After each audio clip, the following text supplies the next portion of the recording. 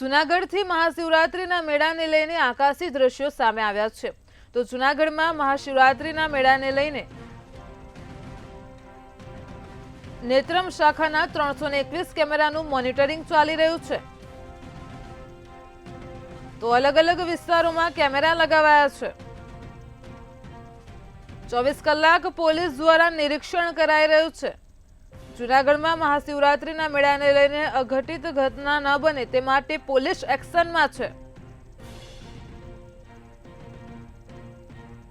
તો ભવનાથ વિસ્તારમાં 79 જેટલા સીસીટીવી કેમેરા લગાવાયા છે. તેનું મોનિટરિંગ થઈ રહ્યું છે. નેત્રમ શાખાના 321 કેમેરાનું મોનિટરિંગ થઈ રહ્યું છે.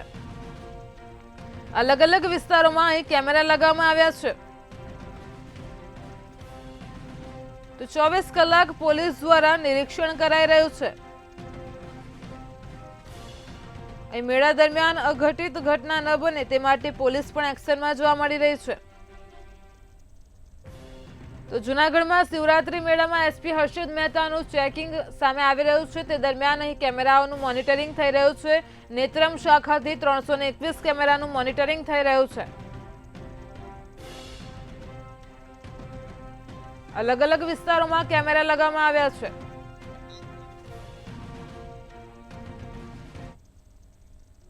મહાશિવરાત્રી 2024 ભવનાથ ખાતે ગઈકાલે તારીખ 5 થી આ મેળાનો પ્રારંભ થઈ ચૂક્યો છે.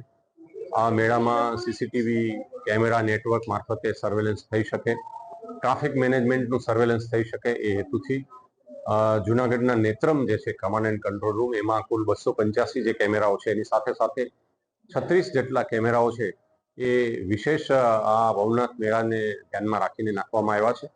આ તમામ કેમેરાઓમાંથી 79 જે કેમેરાસ છે એ અહીંયા માત્ર ભવનાથ એક્સક્લુઝિવ મેળાનું એ સર્વેલન્સ કરી રહ્યા છે.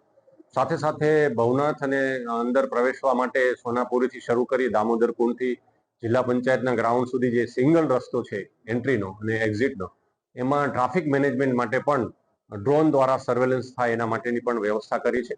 ડ્રોન દ્વારા લાઈવ અહીંયા ફીડ મળે એ માટેની પણ વ્યવસ્થા અહીંયા કરેલી છે ને એના દ્વારા સર્વેલન્સ થાય છે. એનાથી ટ્રાફિકને અહીંથી ઇન્સ્ટ્રક્શન મળે છે કે ક્યારે રસ્તો બ્લોક કરવો અને કેટલા લોકોને ક્યાંથી અવર જવર કરવા દેવી. ત્રીજી અગત્યની બાબત એ છે કે ગુજરાત પોલીસનું જે પ્રહરી વાહન છે એ માનનીય ડીજીપી સાહેબે જુનાગઢ પોલીસને હાલ ફાળવેલું હોય, એમના મારફતે પણ એવા રૂટ છે કે જ્યાં કેમેરા નથી નેટવર્ક સીસીટીવીનું, એવા વિસ્તારમાં પ્રહરી વાહનમાં લાગેલા 360 ડિગ્રી જે કેમેરા છે, ફિક્સ કેમેરા છે, એવા કેમેરા દ્વારા પણ હાલમાં સર્વેલન્સ ચાલી રહ્યું છે.